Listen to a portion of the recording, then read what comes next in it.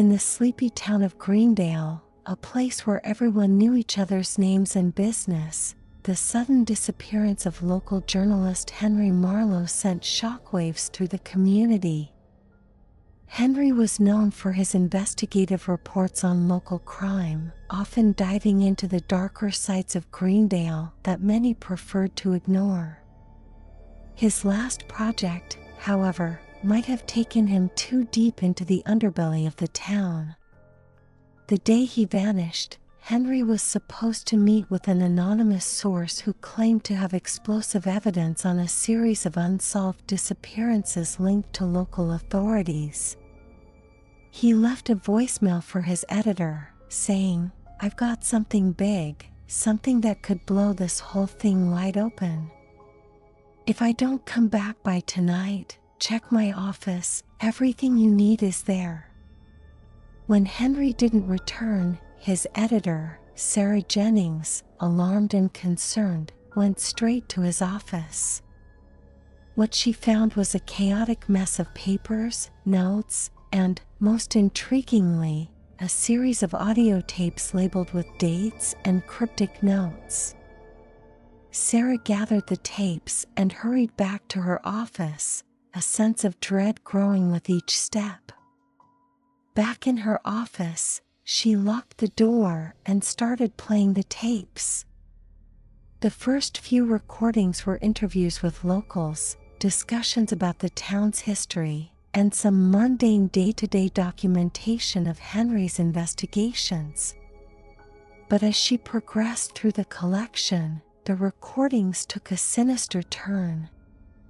One tape, dated just a week before Henry's disappearance, featured an interview with an unidentified man, his voice distorted as if to mask his identity. "They've been taking people for years," the man said, his voice trembling with fear. "Not just any people, those who start asking too many questions. They're watching all the time, you know. I've seen things I can't explain, shadows moving, whispers in the dark, and faces in the windows that aren't there when you blink."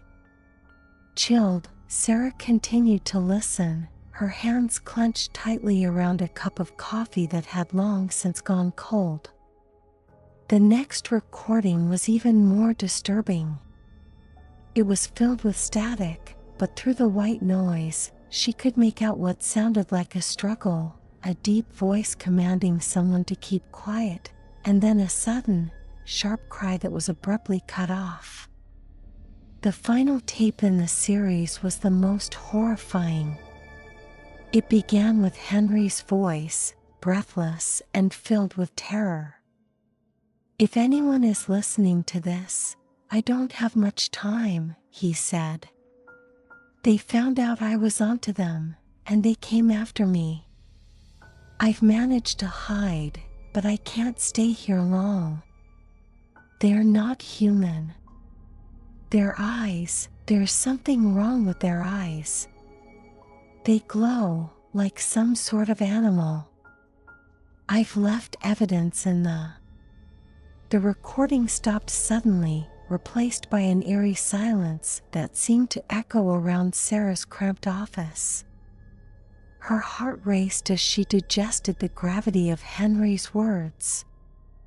She knew she had to find whatever evidence Henry had mentioned, but fear rooted her to her chair, the darkness outside her window suddenly oppressive.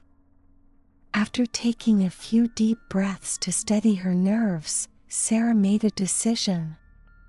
She would go to Henry's house. He must have hidden the evidence there. It was the only place he would have felt safe enough to hide something so important. Grabbing her coat and ensuring she had her phone fully charged, she left her office, the weight of responsibility heavy on her shoulders. As she drove to Henry's house, the streets of Greendale seemed unnaturally quiet, the usual night sounds absent, as if the town itself was holding its breath. When she arrived, the house was in darkness, the front door slightly ajar, which sent a fresh wave of fear through her. Flashlight in hand, she pushed the door open and stepped inside. The house was silent, the air stale. As she made her way through the living room into Henry's study, her flashlight beam caught on something, a figure, standing in the corner of the room, its back to her, unnaturally still. Sarah's heart skipped a beat as she called out, "Hello?" The figure didn't move. Stepping closer, her flashlight revealed that it wasn't a person but a mannequin, dressed in Henry's clothes. Relieved but still uneasy, Sarah turned her attention to the room. Henry's study was chaotic, papers and books everywhere, but it was the large, old safe in the corner that caught her eye. It was slightly open. Inside, she found an envelope with her name on it. Trembling, Sarah opened the envelope. Inside was a flash drive and a note in Henry's handwriting, "Watch this. Show the world. Don't let them stop you." Heart pounding, Sarah pocketed the flash drive and left the house quickly, feeling eyes on her the entire time. As she drove away, she glanced in her rearview mirror and gasped. In the upstairs window of Henry's house, she saw a figure watching her, its eyes glowing faintly in the darkness. With the image of those haunting eyes etched into her mind, Sarah sped away from Henry's house, her hands gripping the steering wheel tightly.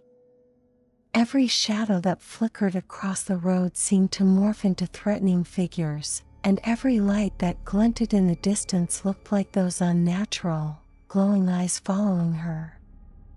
By the time she reached her apartment, her nerves were frayed, and her sense of security was shattered.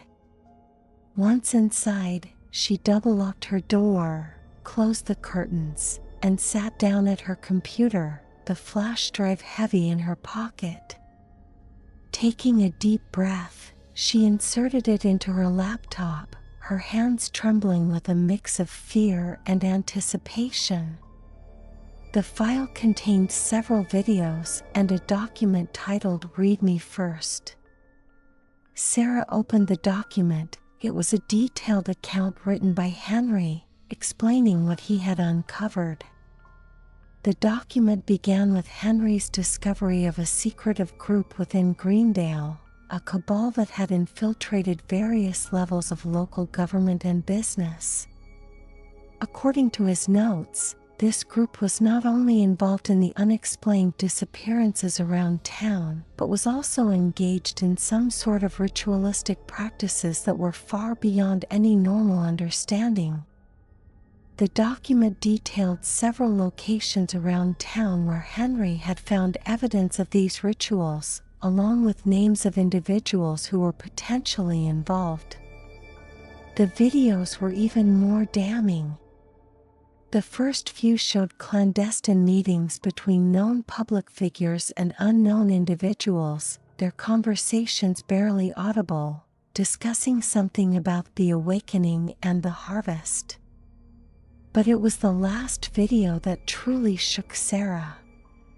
It showed a ritual in progress, deep in the woods. The figures, cloaked and masked, gathered around a stone altar, their chants eerie and otherworldly. The video was shaky, taken from a distance, but the scene was unmistakably horrifying. Sarah leaned back in her chair, her mind racing. The implications of what Henry had uncovered were enormous and terrifying. She knew she had to do something, but the danger was palpable.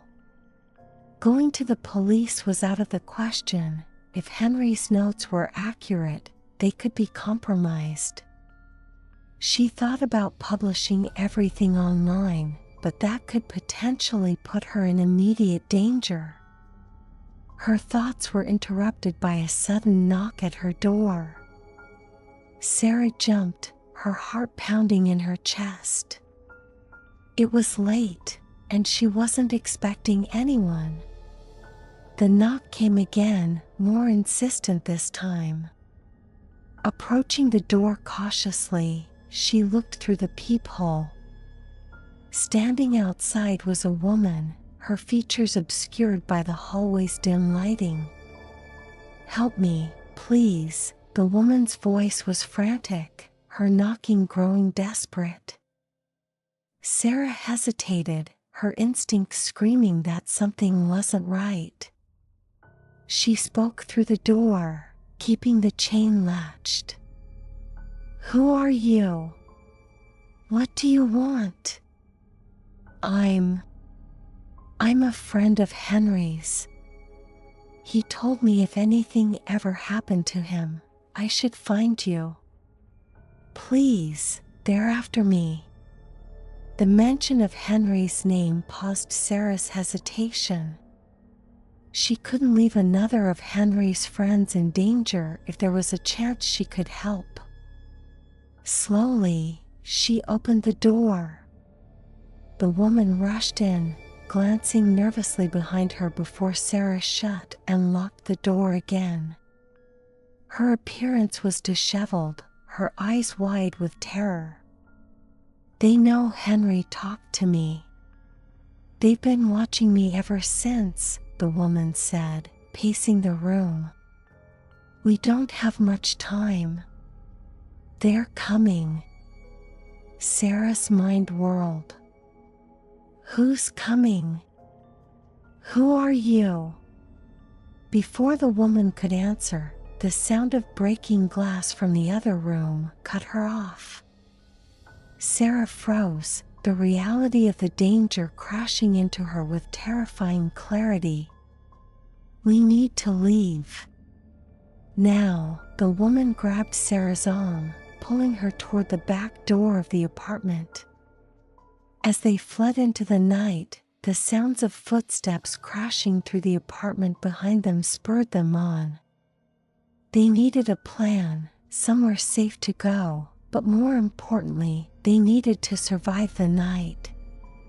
Sarah and the mysterious woman dashed through the dimly lit streets of Greendale, their breaths short and sharp in the cold night air. Every shadow seemed menacing, every noise behind them a potential pursuer. They had to find a safe place, somewhere to regroup and plan their next move. "Where can we go?" Sarah panted, her mind racing as much as her heart. The usual safe havens, a friend's house, a public area, seemed fraught with danger, potentially compromised. The woman, still gripping Sarah's arm, directed them towards an old industrial area on the outskirts of town. "There's an abandoned warehouse where I've hidden before," she explained hurriedly. "It's not much, but it should be safe for now." As they neared the warehouse, its looming, derelict silhouette against the night sky offered little in the way of reassurance. The building's large, rusted doors creaked ominously as they pushed them open and slipped inside. The vast space was filled with shadows, the remains of its industrial past scattered around like the bones of a long-dead beast. Sarah's companion finally released her grip, allowing Sarah to catch her breath and take a better look at her rescuer. "Who are you? How did you know Henry?" Sarah asked, her voice echoing slightly in the cavernous space. The woman, who seemed slightly younger than Sarah, with dark, anxious eyes and a determined set to her jaw, paused before answering. "My name's Eliza. I was a source for Henry, gave him information about the rituals, the people involved. I believed it would stop them, but when Henry disappeared, I knew they were more dangerous than I thought." Sarah nodded, the gravity of their situation settling around her.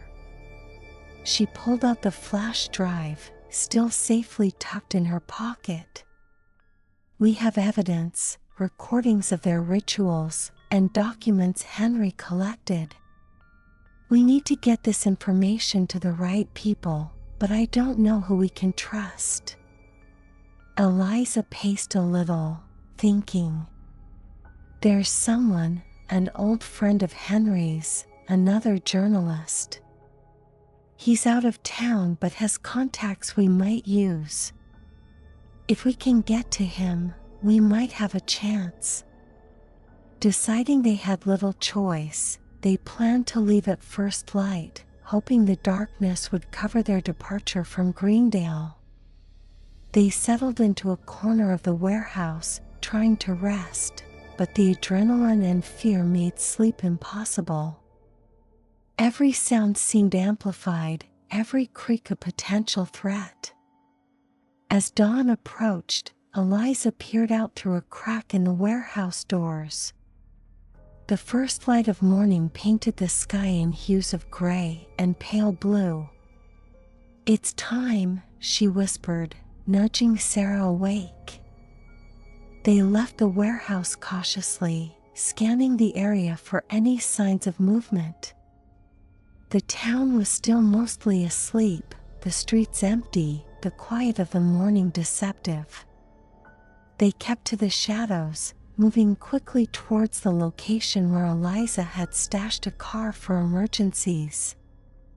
Once on the road, Sarah felt a momentary relief, the solid feel of the car around them a small comfort. But the relief was short-lived.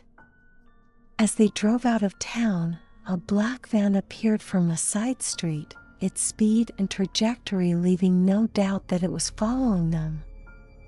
Eliza pushed the car faster, weaving through the early morning traffic, her eyes fixed on the rearview mirror. "They've found us," she said grimly. The chase led them out of Greendale, the black van a constant presence in their wake. Sarah clutched the flash drive, understanding now more than ever how crucial their mission was. The truth on that small piece of technology could expose the darkness lurking in Greendale, but only if they lived long enough to reveal it. Their flight took them further away from the familiar, into territories unknown, the road ahead uncertain, but their resolve clear. They were the bearers of a dangerous truth, a truth that others wanted buried, and they would do whatever it took to bring it to light. Eliza swerved sharply as the black van attempted another aggressive maneuver to cut them off. The car's tires screeched against the asphalt, the smell of burnt rubber filling the air. Sarah gripped the dashboard tightly, her other hand holding onto the flash drive like it was the only lifeline they had, which, in many ways, it was. "We need a plan," Sarah yelled over the roar of the engine and the rush of the wind through the slightly open window. Eliza nodded, her focus split between the road ahead and the mirror reflecting their pursuers. "There's a small town about 20 miles from here. We can try to lose them in the back streets," she proposed, her voice strained under the stress of the high-speed chase. As they neared the town, the sun was just beginning to climb higher into the sky, casting long shadows that danced across the buildings. Eliza took a sharp turn into an alleyway, the car barely squeezing through. The van followed, less nimble, its size a disadvantage in the narrow passageways. Eliza's knowledge of the area gave them a slight edge. She maneuvered through the streets with a precision that spoke of her familiarity with the terrain. For a moment, it seemed like they might actually lose their tail. But as they emerged onto a main road, the black van reappeared, looming ominously behind them once again. "Think of something, anything," Eliza urged as she took another sudden turn, this time into a more crowded street. The morning rush was beginning, people starting their day, oblivious to the drama unfolding at breakneck speed among them. Sarah's mind raced. There! The police station. Drive past it and honk. Make a scene, anything to get attention, she suggested, pointing to a building adorned with the familiar blue and white signage. Eliza nodded and accelerated towards the station. As they passed, she laid on the horn, the loud sound cutting through the morning calm.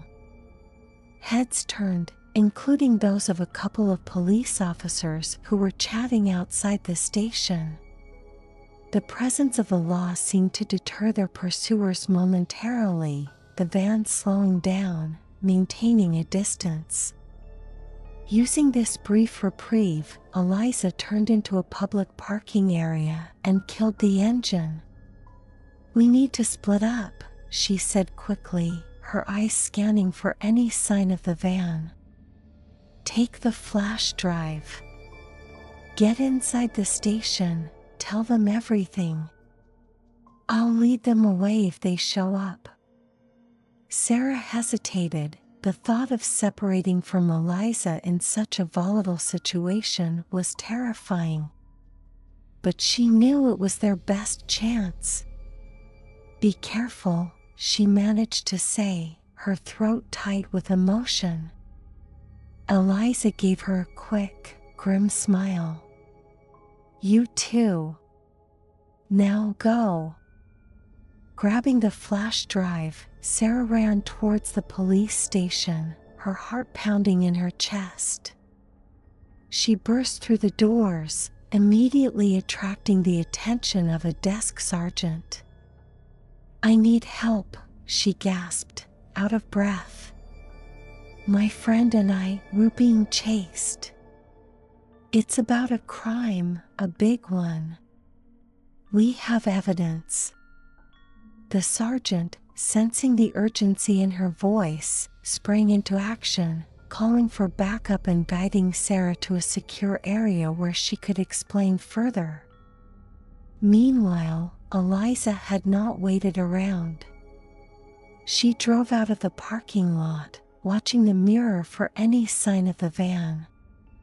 It didn't take long for it to appear, its occupants clearly not fooled by their ruse for long. Eliza pushed the car to its limits, her mind working furiously to come up with a plan that might save her and help Sarah deliver the crucial evidence. As Eliza led the van on a wild chase through the outskirts of the town, Sarah sat with detectives, her voice steady as she recounted everything from Henry's disappearance to the chilling discoveries they had made. The officers listened intently, their expressions growing increasingly grave as the implications of her story sank in.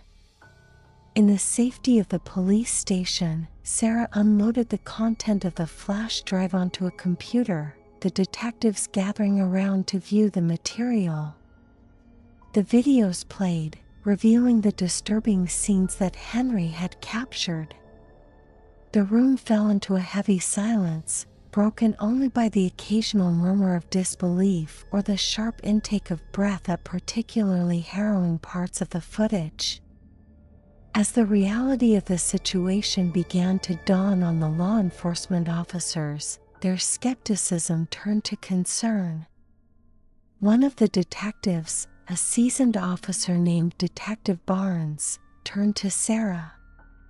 "We need to protect you," he stated firmly.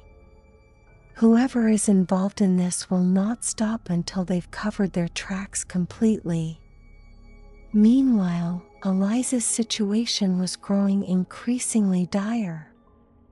She had managed to evade the black van for a while, using every trick and route she knew, but her pursuers were relentless. Realizing that she couldn't keep this up forever, she decided on a risky maneuver. Pulling into a crowded supermarket parking lot, she abandoned the car and slipped inside among the shoppers, hoping to blend in and lose her tail in the process.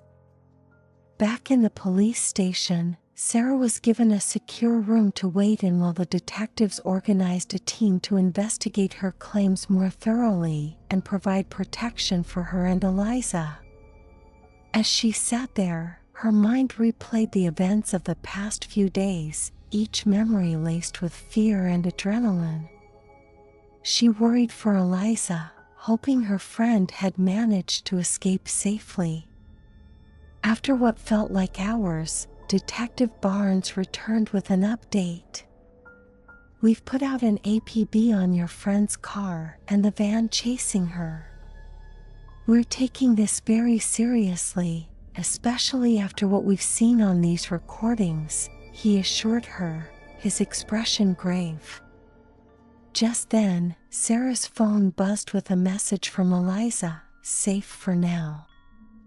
Hiding out. Don't worry about me. Make sure the story gets out." Relief washed over Sarah, though it was tempered by the knowledge that they were far from safe. The police moved quickly, coordinating with other departments and starting to trace the identities of those captured in the video footage.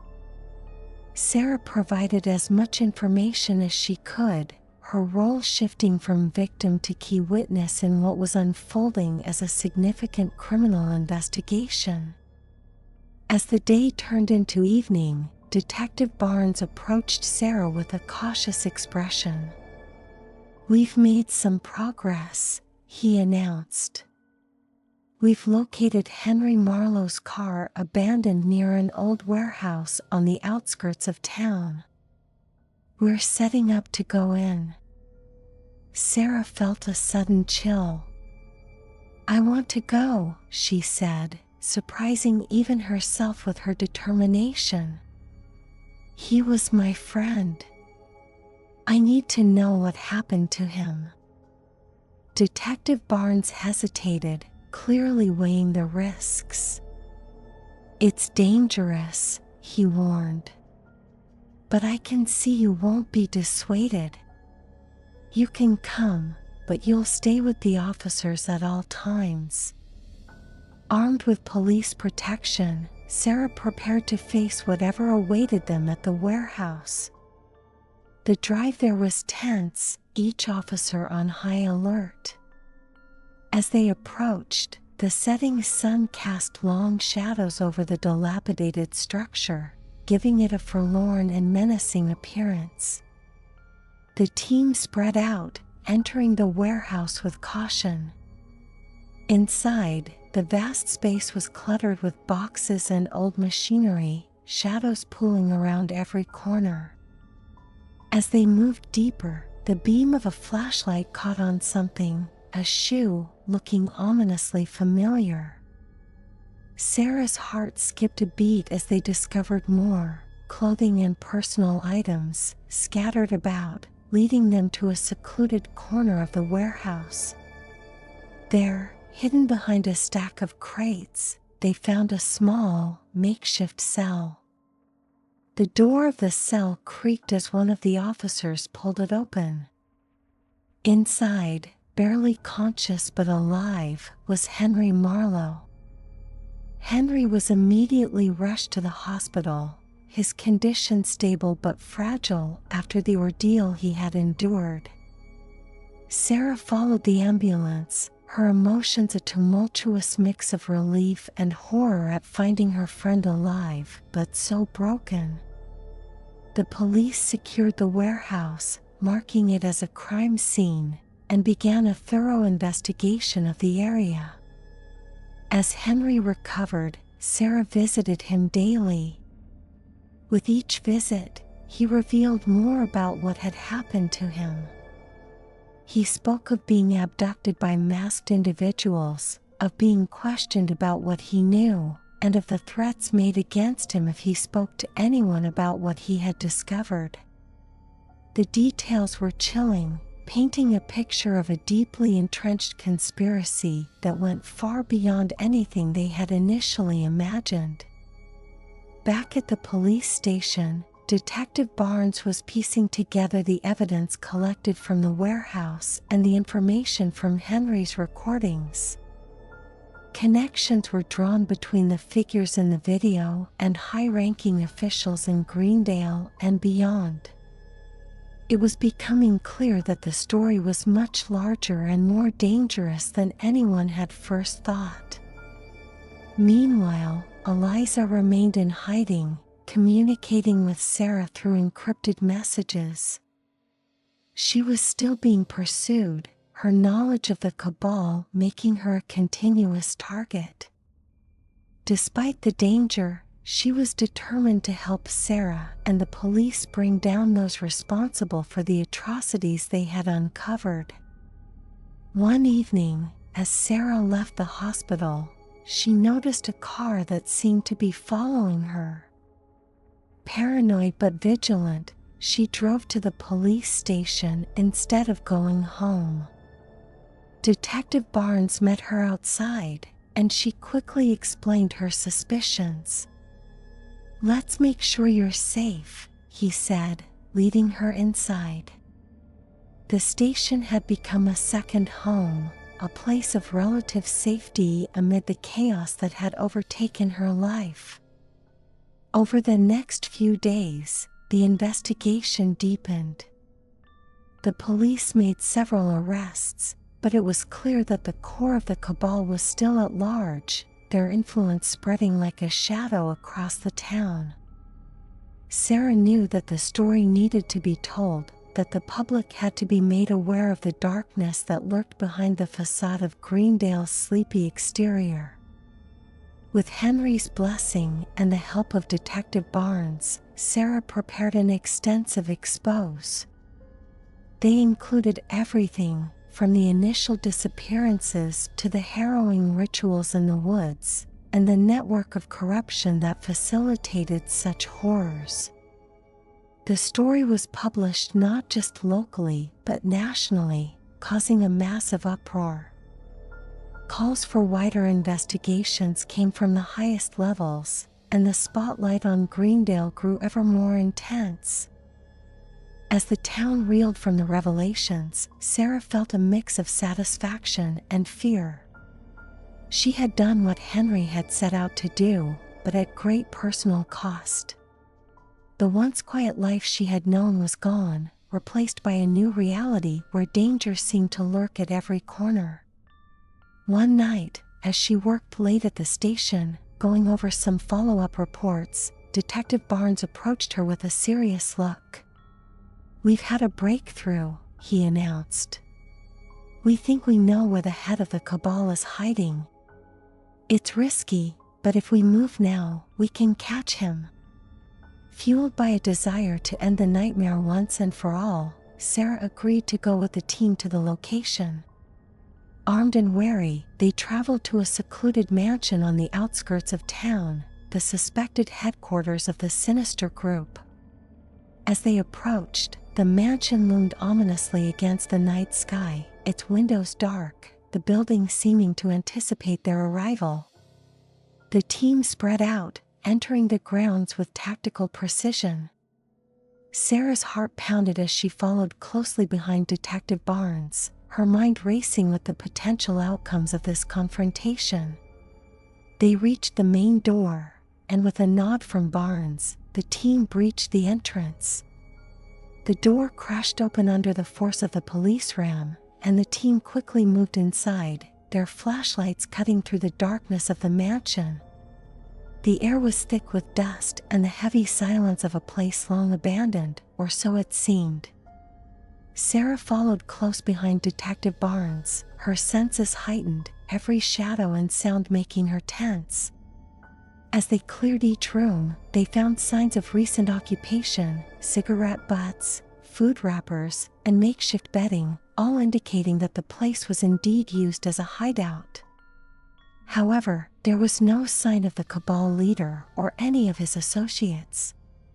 It was as though they had vanished into thin air, leaving behind only the faintest traces of their presence. Upstairs, Barnes motioned, his voice low. The team regrouped and proceeded up the grand staircase, which creaked ominously under their combined weight. At the top of the stairs, the hallway branched into several directions, leading to numerous closed doors.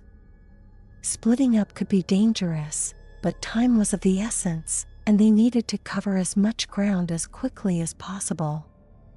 Sarah paired up with Barnes, and they chose the rightmost hallway. As they checked each room, Sarah's thoughts raced. Each empty room ramped up her anxiety, the possibility of confrontation growing with each passing moment. They reached the end of the hallway where a large double door stood slightly ajar. Barnes paused, giving Sarah a nod before pushing the door open with the barrel of his gun. The room was dark, the curtains drawn tightly across the windows. As their flashlights swept across the room, they revealed a large office, the walls lined with bookshelves, a desk covered with papers, and, most chillingly, a series of photographs pinned to a corkboard. As Barnes stepped forward to inspect the desk, Sarah was drawn to the photographs. They were surveillance photos, some of which included pictures of her and Eliza from various days and locations. A cold chill ran down her spine as she realized the depth of the surveillance they had been under. "This guy was keeping close tabs on us," she whispered, her voice shaky. Barnes joined her, examining the photos. "Looks like you were a bigger thorn in his side than you thought." Their examination was cut short by a sudden shout from downstairs. "We've got something." It was one of the other officers. Barnes and Sarah exchanged a quick look before hurrying downstairs. In the living room, the officers had uncovered a hidden door behind a false bookshelf. It led down to a basement, which was dimly lit by the glow of several computer screens. The room was filled with electronic equipment, radios, and other communications devices. It was clearly the nerve center of the cabal's operations. As they descended into the basement, the air grew colder, the sense of evil more pronounced. At the far end of the room, a figure stood facing a large monitor, seemingly unaware of the police presence. "Police! Hands where I can see them!" Barnes shouted. The figure slowly turned, and Sarah's heart stopped. It was the cabal leader, the mastermind behind all the horrors they had uncovered. His face, illuminated by the flickering screens, was calm, almost serene, as if he had been expecting them. "Ah, the tenacious reporter and her diligent protectors," he said, his voice smooth and mocking. "You've caused quite a bit of trouble." Barnes kept his gun trained on the man while Sarah looked around, noting the layout of the room and the multiple exits. It was a standoff, but they had the upper hand, or so it seemed. The leader seemed to read her thoughts. "Oh, I wouldn't try anything heroic, my dear. You see, this place is rigged. One wrong move and well, let's just say the results would be explosive." Sarah's eyes widened as she noticed the wiring running along the walls and up into the ceiling. The entire basement was a trap. The revelation of the explosives rigged around the room caused a momentary hesitation among the police team, their training kicking in to assess the new threat. Detective Barnes maintained his aim on the cabal leader, his voice steady but with a clear edge of caution. "Carefully now, everyone. We need to de-escalate this situation." The cabal leader smiled, a chilling expression that didn't reach his cold eyes. "Very wise," he said. "You see, my dear detective, I've been prepared for an endgame from the start. Greendale is just a chessboard, and I've been playing a long game." Sarah, her heart pounding, observed the setup of the room, trying to find any advantage or escape route. The leader's attention was focused on Barnes and the other officers, giving her a moment to discreetly text an update to the station, requesting a bomb squad. The cabal leader continued, seemingly enjoying the control he held over the room. "Miss Jennings, you've been quite the thorn in my side. Resourceful, tenacious, I respect that. But you are in over your head. You should have left well enough alone." Sarah met his gaze, her fear tempered by anger and determination. People deserve to know the truth. They deserve to live without fear, without people like you manipulating their lives. His smirk faltered slightly, his demeanor shifting as he assessed her resolve. Idealism. How quaint.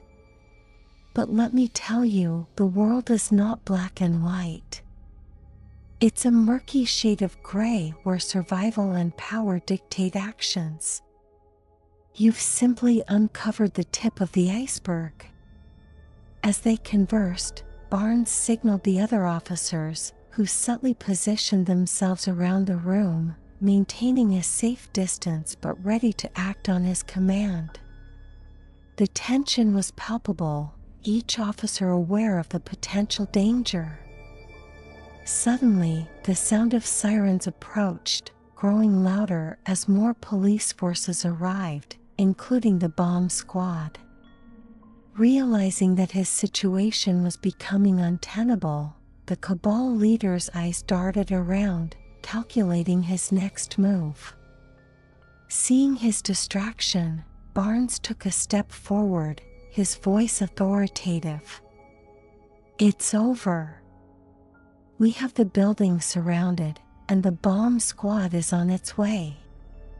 You can end this peacefully or not, it's your choice." The leader's jaw tightened, his mind racing through options. In a sudden move, he lunged towards a switch on the wall, but before he could reach it, Barnes tackled him to the ground, the other officers quickly assisting to restrain him.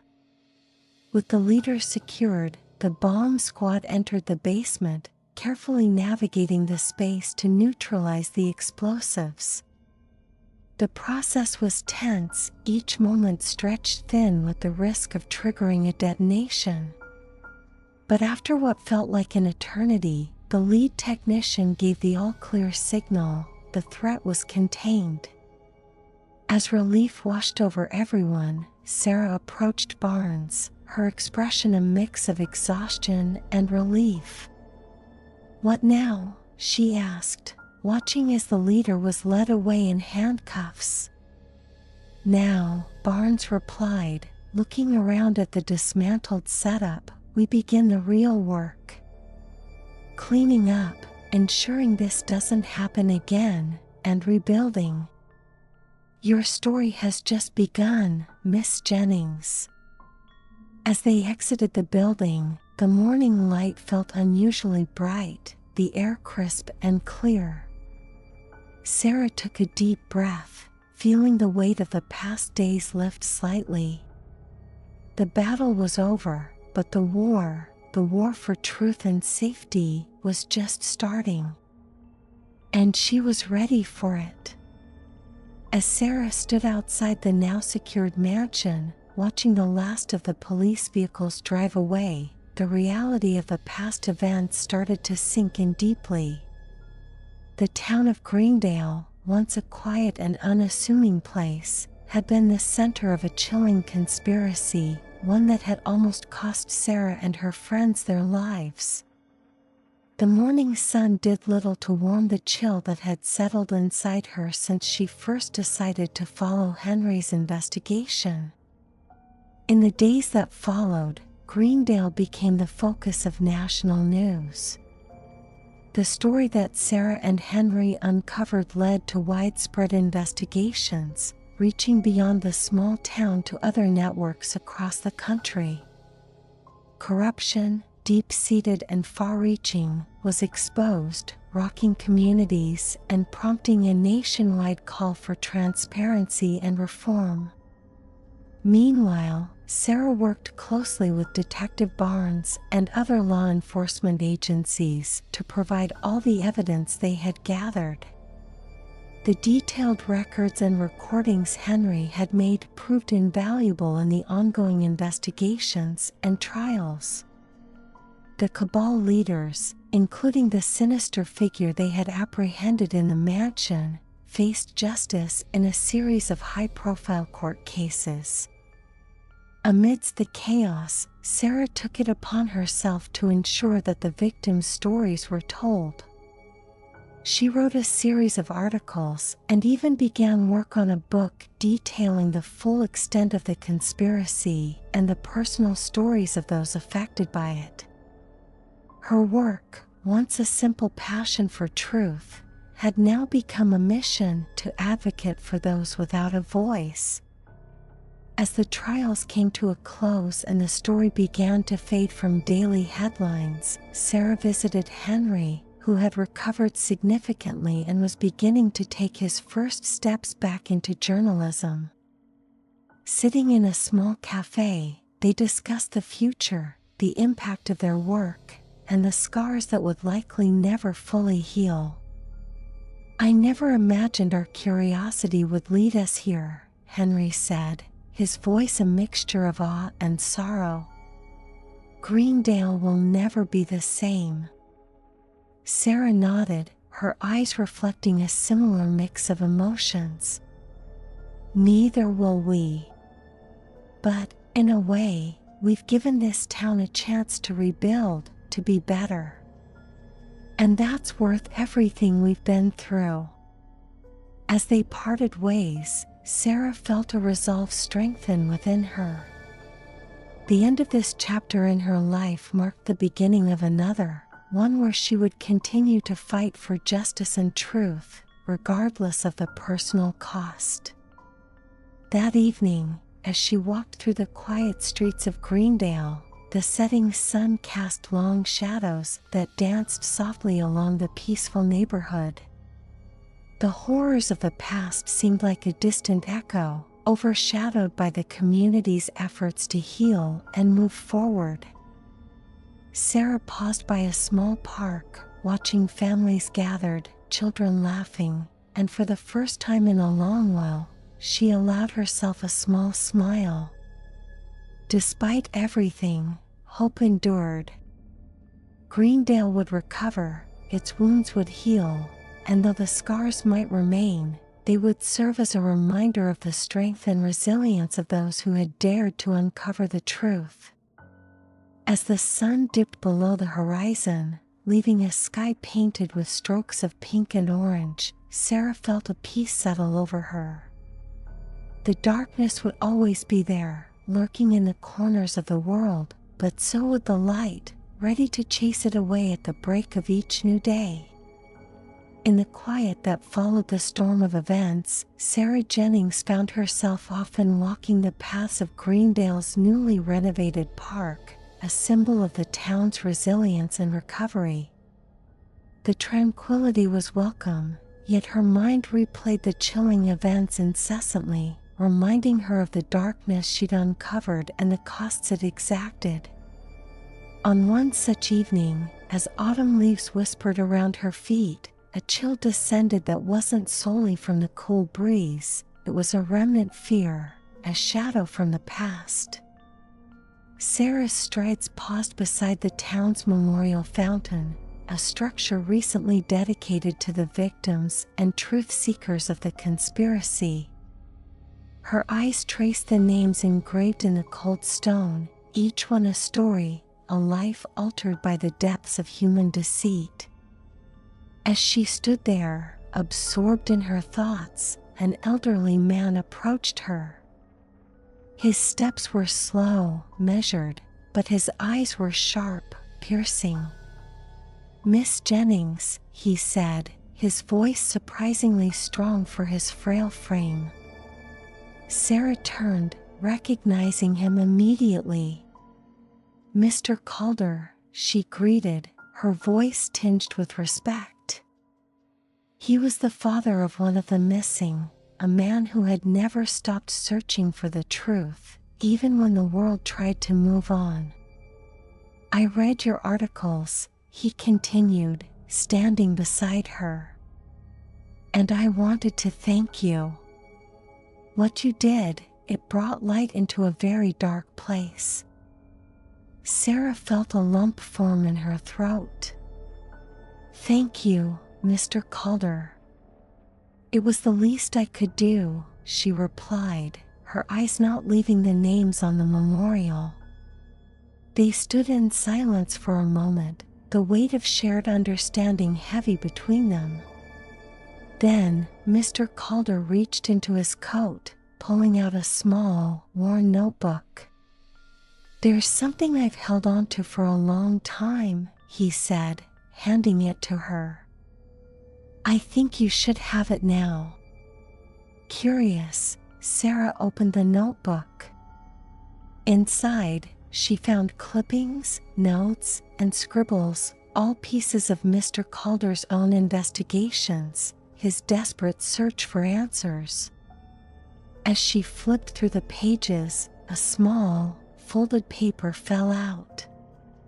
She bent to pick it up, unfolding it carefully. It was a map, old and detailed, marking a section of the woods that had never been searched, areas that the official investigations had overlooked or ignored. Mr. Calder's handwriting scribbled along the margins spoke of possibilities, of clues not yet followed. Sarah looked up, meeting Mr. Calder's expectant gaze. "There's more to find," he said simply, a challenge laid bare in his words. A mix of dread and determination settled in Sarah's heart. The story wasn't over, the shadows still held secrets. With a nod of resolution, she closed the notebook. "Then let's find out what's been hidden," she stated, her voice firm. That night, as Sarah prepared for what would come next, the town of Greendale seemed to whisper around her. The leaves rustled, speaking of hidden truths, and the wind carried echoes of the past, reminding her that light always followed darkness. The journey ahead would be fraught with new dangers, but Sarah Jennings was no longer just a reporter. She was a seeker of truth, a light bringer to the shadows that veiled the world. And with each step forward, she would carry the strength of those who had fallen, those who had fought, and those who still waited for peace. And in that resolve, she found not an ending, but a beginning. A promise that no darkness was too deep, no secret too hidden. For in every ending, there lay the seeds of a new beginning.